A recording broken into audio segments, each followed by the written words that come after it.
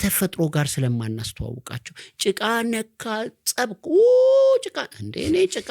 ውስጥ ነው ያደግኩት ጭቃ ቤት ነው የኖርኩት ጭቃ በጭቃ ሆኜ ነው ያደግኩት ጭቃ ነው የበላሁት አፈር በላ ነበር በዚህ ሁኔታ አድጌ የኔ ልጅ እንዴት ነው ኤሊየኖና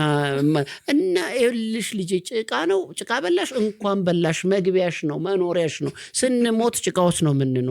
ምንሞት የተሰራሽው ከጭቃ ከአፈር ከውሃ ነው አንቺም እዛው ነው የምትጂ ገላሽን ሺ ጊዜ አሁን ታጥበሽ መልሰሽ አትበልቢው አፈር ነሽ አፈር የህይወትሽ ብናኝ ነው የራስሽ የገላሽ ብናኝ ነው የተሰራሽው ከአፈር ነው ምትበየው አፈር ነው ምትገቢው አፈር ውስጥ ነው አፈር የዘላለም መኖሪያሽ ነው አፈር የዘላለም መኖሪያችሁ ነው ብለን ካልነገርናቸው አፈር ተጸይፎ ሲያድግ የአፈር ሳይንቲስት ይሆናል እንዴት ይሆናል አፈር እየፈራ አድጎ ስለዚህ ይሄንን መመለስ ከተፈጥሮ ጋር ልጆቻችንን ማጋባት ቆሻሻ ይሁኑና ቆሻሻ ይወቁ ይለያያል ቆሻሻን ይጸየፉና አፈርን ይጸየፉ ይለያያል አፈር ቆሻሻ አይደለም ጭቃ ቆሻሻ አይደለም ቆሻሻ ሌላ ነገር ቤታችን ውስጥ ያለን ነገር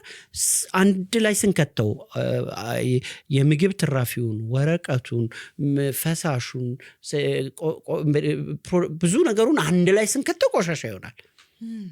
ግን የተለያየ ነገር ለየብቻ ስናረጋው ሀብት ነው ልጆች ኮላጅ አርት ስሩ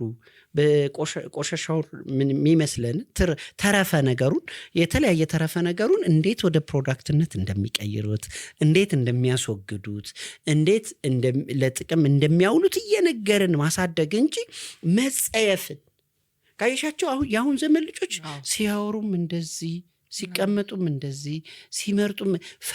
ፈራ አሁን የሚሉ እኮ ደናና ስትላቸው አዎ